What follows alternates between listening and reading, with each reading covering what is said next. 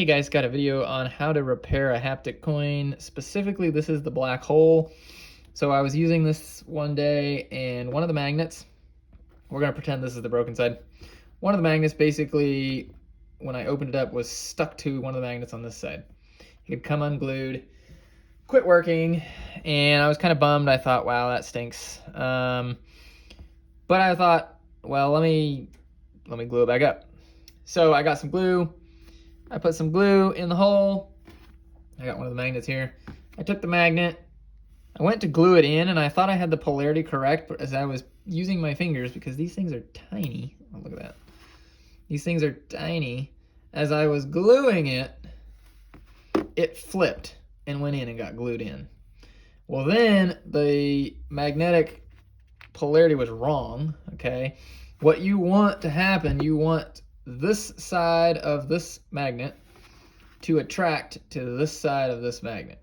That's what pulls this together and creates that that haptic feedback. Well, what was happening was one of the magnets was repelling, and it really just felt sloppy. It didn't work at all. So then I was kind of in a pickle because now I had a magnet that was glued in backwards. And before I go too far, so this is a black hole haptic coin. Looks like that. If you have one, the magnets are on Amazon for like $7. They are a 4mm by 1.5mm magnet. They will fit perfectly in there and sink in just as the original. So 4 by 1.5mm for the black hole, FYI. All right. So now I had a magnet stuck, and I read different things, talked to different people, and one of the options was to use acetone, soak it, and it would just, magically pop out. That didn't work for me. So the next option was a torch. So I used a little like blue flame lighter, and I basically torched this side until the magnets, the glue and everything kind of weakened, and the magnets actually started rising out. And I was able to get them to come out enough and then pull them the rest of the way. So torched it. This is titanium. It did not affect it at all, and honestly can't tell. But the torch worked. I had to hold it with pliers, torch it. They loosened up, started coming out, and all the magnets came out. Well, like I said, I picked up these 120 of them on Amazon, and then it was time to put them back in. And I did not want to make that mistake with the polarity again. So I got my ye old punch, and it fits inside the hole, so I can get it nice and snug. And what I did is I took my magnet, and to get the polarity right, it's a little confusing, but just bear with me here. So I started off, because there's no magnets in this side, all right? Pretend there's none. So I had to figure out which side would stick. One way you could do that is literally just stick the magnet here. Okay, this repels, all right? It's not sticking. Bring this up. See? It's repelling. It sticks to the cage. Da-da-da. Fix that there. All right. It's a couple ways you can do this. But what you want is you want it to repel to the side that has magnets. You want your magnet to repel, okay? That means that this side of the magnet is not the side you want visible on your opposite haptic coin side, okay? So it repels, which means when I glue it in here, just like it is, the repelling side will be glued into, there we go, will be glued,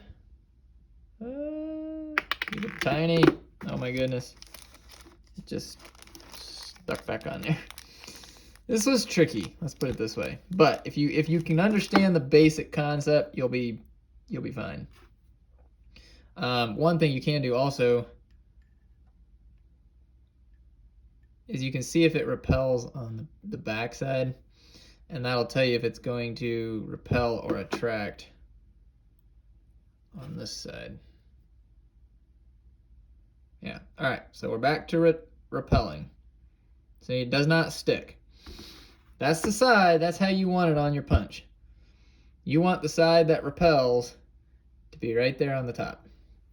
Then what I did is I got this stuff, I love this stuff, liquid super glue Loctite, and I put a small, I put a small dab on this side of the magnet, and then I would take it and literally push it right in to the slot. And I would make sure that there was a little bit of a lip so that the magnet was fully seated. Okay, you can see some glue residue there. It was tricky because they're tiny and you're dealing with super glue, but went around, basically did that on all of them.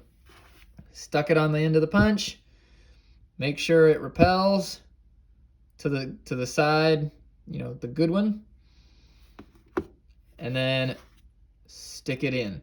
Because if it repels here, then that means this side will attract to that magnet, and that's what you want. You do not want them pushing away from each other. You want them to be attracted. And that's it. That's kind of how I did it. You know, I highly recommend using a punch because you're never going to get this little guy into the hole with glue, you know, on it without getting it glued to your finger, and it's just a giant mess. So that's what I tried to do the first time, and it didn't work. I tried to use my finger, and as I was putting it in, it like rotated and went in, and then the polarity was wrong. So this should be good if you have a torch and some pliers, obviously, to hold on to it. This should help you repair your haptic coin. You know, I was very happy. Let me get this guy back together. There we go. Super snappy. Super nice feeling. Back to the way it was. No issues. $7 basically for the magnets.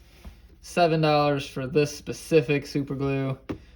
And now I've got 120 of these guys that, you know, I'm fairly confident if one pops out, I can just clean the hole out, check the polarity, use my punch, dab a super glue on it, stick it back down in there, and I'm good to go. I did wait almost 24 hours, like 23 hours before I really started using it. They say 10 minutes, and the hardness is there, but they say 24 hours to like fully cure. So, you know, I just wanted to be careful and safe, and so I did. So I waited. Anyway, hopefully that's helpful.